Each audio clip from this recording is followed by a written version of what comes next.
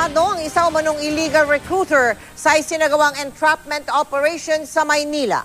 Nakatutok si PR Arcangel.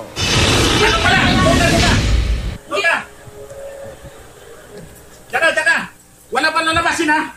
Sa maliit na opisina ito ng Supremo Travel Consultancy sa Maynila, nahulog sa kamay ng mga otoridad si Madeline Castada, isa sa mga umano'y illegal recruiter na nabibiktima umano ng mga kababayan nating gusto magtrabaho sa ibang bansa.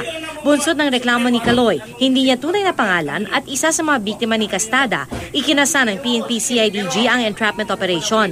Mismo si Kaloy pa ang nagabot ng marked money kay Castada. Ang marked money kung waring ikalawang bayad na ni Kaloy kay Castada para sa pagproseso ng papeles niya papuntang Dubai. Todo tanggi sa paratang si Castada. Kasi tayo ang dito tayo ang nadamay dito Ilang sandali pa nauwi na sa iyak ang pagdadahilan ni Castada. Alam mo yan alam niyo yan. Sinabi ko na sa inyo, lahat ng tao po pag pinipon ko yan, sa kanya lahat. Isa po ako sa magre-reklamo, ayoko talaga ng ganito. Pero di bumenta ang kanyang mga paliwanag sa mga investigador, kaya siya ay idinetine. Ito marami nagrereklamo dahil na biktima ng illegal recruitment. Actually consultancy agency pero nagre-recruit sila. Wala silang pahintulot sa POE. Laking gulat naman ng mga aplikanteng nadatna ng pag-aresto sa mga umano'y recruiter. Yun nga, ang problema nga, kinakabahan ako kung anong mangyayari ngayon sa amin.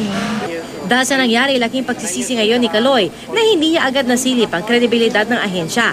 Kaya payo niya sa mga tulad niyang gusto mag-apply ng trabaho sa ibang bansa. Pag-aralan nila mabuti yung agency kung may lisensya sa POA, huwag basta-basta magtiwala sa tao.